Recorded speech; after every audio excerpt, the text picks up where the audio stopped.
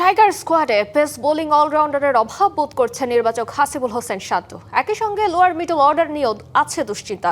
টাইগারদের লক্ষ্য এখন 2027 বিশ্বকাপ, তার আগে কোনো তাড়াহুড়ো নয়, ধাপে ধাপে এগিয়ে যেতে চায় বিসিবি, জানালেন জাতীয় দলের এই নির্বাচক। ব্যাটিংটা ওয়ানডের জন্য খুবই দরকার। অনেকগুলো ইনিংস এখন পর্যন্ত করতে পারেনি ওয়ানডেতে। 2027 বিশ্বকাপের প্রস্তুতি শুরু হয়ে গেছে টাইগারদের। পাকিস্তানের বিপক্ষে সিরিজের আগে নিজ মুখেই বলেছিলেন হেড কোচ ফিল সিমন্স। সেই সিরিজ শেষে হাসিবুল হোসেন শান্ত বললেন, স্টেপ বাই স্টেপ বহু দূর পাড়ি দিতে হবে বাংলাদেশকে। 27 বিশ্বকাপ তো অবশ্যই লক্ষ্য, but step by step. So এরপর আমাদের নিউজিল্যান্ড আসছে, নিউজিল্যান্ডের সাথে কী ধরনের প্লেয়ার খেলবো আমাদের। তো আমার মনে হয় যে আমাদের দেশে নিউজিল্যান্ডের মাঠে নিউজিল্যান্ডের সাথে আমরা ভালো ক্রিকেট খেলবো।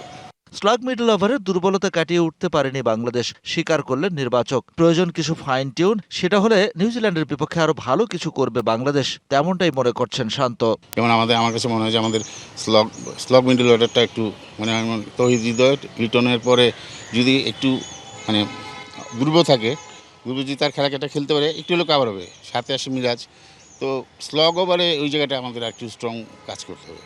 এবার নগদে পাচ্ছেন হেলিকপ্টার অফার, তাই কেনাকাটার পেমেন্ট নগদে করুন আর বুঝে নিন 2000 টাকারও বেশি ক্যাশব্যাক সহ হেলিকপ্টার রাইড। পেমেন্ট শুরু করুন আজই। দলে একজন পেস বোলিং অলরাউন্ডারের অভাব প্রকট আকার ধারণ করছে দিনকে দিন। পাকিস্তানের বিপক্ষে শেষ ম্যাচের শেষ ওভারে বল হাতে হাড়ে হাড়ে টের পেয়েছে টাইগার ব্রিগেড। পেস বোলিং অলরাউন্ডারের হাহাকারের কথাও স্বীকার করলেন শান্ত।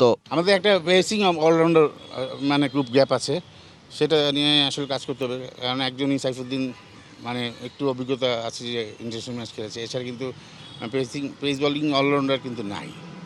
তো এটা আসলে আমাদের খুবই দরকার, এটা নিয়ে কাজও হচ্ছে, দেখা যাক। পাকিস্তানের বিপক্ষে সিরিজ জয়ের পর হোমে নিউজিল্যান্ডকে মোকাবেলা করবে বাংলাদেশ, সেখানেও সিরিজ শেষের হাসি টাইগারদের হোক, তেমনটাই প্রত্যাশা সংশ্লিষ্টদের। ফাইন টিম বলতে এখন উইকেটের উপর ডিপেন্ড করবে।